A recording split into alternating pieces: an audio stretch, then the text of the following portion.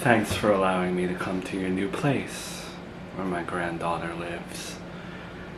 It's crazy that my granddaughter lives here, my former daughter-in-law lives here, and it's all funded by my mother.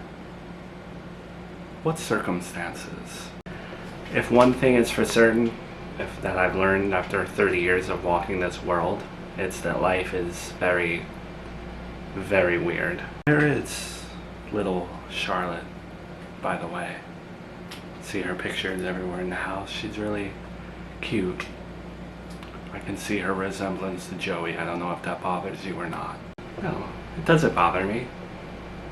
Charlotte's out with her grandpa. They have a security detail.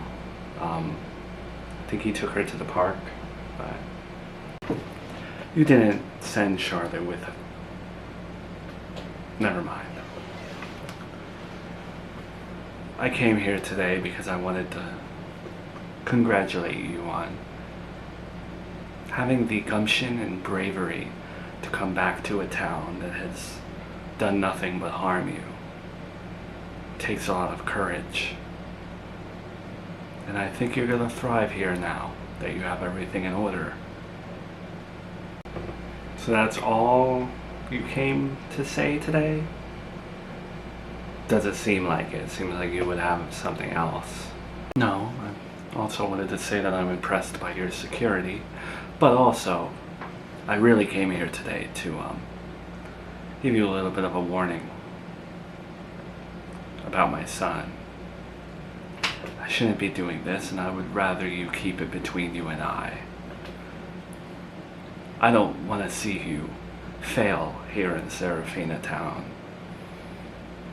It's nice that Junior's mother has come back, even though he is where he is and is no longer with us. But in terms of his father being around my granddaughter, and it pains me to say this, but he's not well. He is really struggling in his grief more than I could have imagined, and I can see why, not that you should know this, but why Melissa is on the fence about marrying him. I was too hard on her because I did not know how bad he was. Now, I know to an extent. I got this feeling from him when he reached out to get Junior his birth certificate. I gave him some other copies of things, but clearly, I don't know, he's going through something where I've also learned that grief doesn't always hit us with everything that it's got right away. Sometimes those first couple months you're in shock, and then the weird stuff happens. You know, I think Joey is suffering from like delayed grief in a way, where it's like all really hitting him now, I guess. I get it. I told him that I still smell Junior's clothes, you know. Oh, it's one thing to ask for a piece of paper that reminds you of your son, and it's another to decorate your home with toys that remind you of him.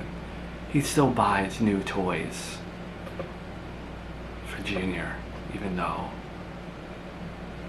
he's not here. This is why he's been acting erratic, and he needs help. I don't think that he should be around Charlotte by himself if this is how he's behaving. Oh my God. I had no idea. No offense to your son. I think I'm justified in saying this, but it's kind of hard to tell when he's suffering or being sad or something, because a lot of the time he's who he is, you know? You forget that he's capable of those feelings. Neither did I. You know, as a mother, you want to know everything about your kids, and you feel like an ignoramus when you realize things have been happening right beneath your nose. I wish I could help him, but We all know when it comes to grief, we have to help ourselves. So that's my warning. Please do not repeat this to Joey. I'm just looking out for my granddaughter. I don't want you to let him babysit her and then he winds up doing something horrible out of his trauma or something. I've just heard so many damn stories on the news about troubled parents, and I could see my son being one. Well, you don't owe me anything as my former mother-in-law, but I thank you for the heads up. I know it probably isn't easy for you to say that about your son, but I will take it into consideration. No problem, I'll be on my way. I know you go through different feelings, ups and downs, and you change your mind about things, especially Charlotte. But it would have been nice for me to see her today.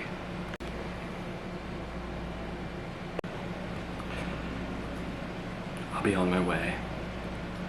Gotta go get my bag from security.